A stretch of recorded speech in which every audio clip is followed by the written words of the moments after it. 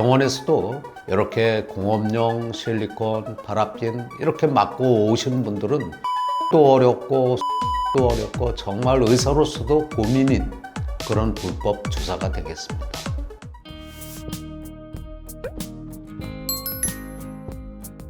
안녕하세요.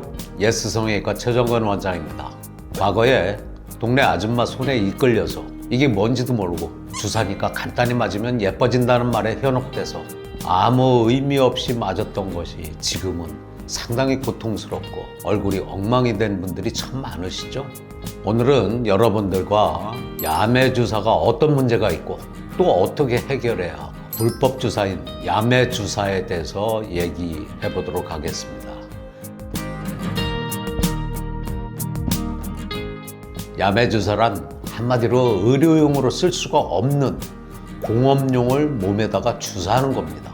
대표적으로 우리가 흔히 실리콘, 또 공업용 파라핀, 공업용 바세린 이런 것들이 다양하게 이용됐습니다.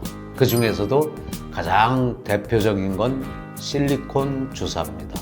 우리가 코 성형할 때 쓰는 고체 실리콘은 의료용입니다. 그건 문제를 일으키지 않습니다. 그러나 공업용은 의료용과 달리 여러 가지 몸에 문제를 일으킵니다. 그냥 잠깐의 실수로다가 주사 맞았던 것이 이제 와서는 너무나 큰 후회가 되고 이제 고치려고 하니까 너무나 부담이 되고 어려운 점이 많습니다. 병원에서도 이렇게 공업용 실리콘, 파라핀 이렇게 맞고 오시는 분들은 치료도 어렵고 수술도 어렵고 정말 의사로서도 고민인 그런 불법 주사가 되겠습니다. 한마디로 의료용은 몸에다 주사를 하면은 정상 조직이 파괴되지가 않습니다. 야매 주사, 실리콘, 파라핀, 콜라겐 이런 것들은 정상 조직 사이로 파고 들어가서 정상 조직을 망가뜨리게 됩니다. 함몰도 올 수 있고 홍반도 올 수 있고 심지어 고름까지 나오는 이런 문제들이 발생하게 되는 것입니다.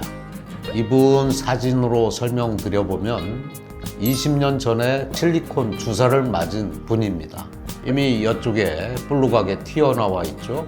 또 팔자가 두드러지게 이렇게 나와 있습니다. 턱이 정상적이지 않게 나와 있습니다. 좀 더 자세히 보면 너무나 흉측스럽게 변해 있습니다. 밑에서 보면 더 뚜렷하게 보이죠.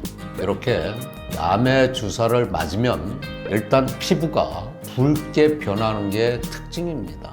좀 더 심해지면 피부가 오렌지 껍질 피부같이 우둘두둘하게 변합니다.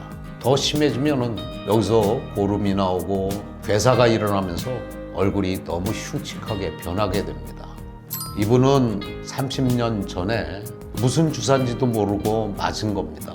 이마 쪽에 맞은 것이 흘러내려와서 눈이 거의 안 보일 정도로 부어있고 가렵고 또 붉게 변하고 눈물도 나고 시력도 많이 감소한 그런 상황이 되겠습니다. 또한 눈 밑에까지도 이렇게 붉게 튀어나오고 불편을 많이 호소하는 그런 경우가 되겠습니다. 이런 것들이 야매 주사의 문제입니다. 이렇게 야매 주사를 맞았다면은 젊었을 때는 별 문제가 없을 수 있습니다.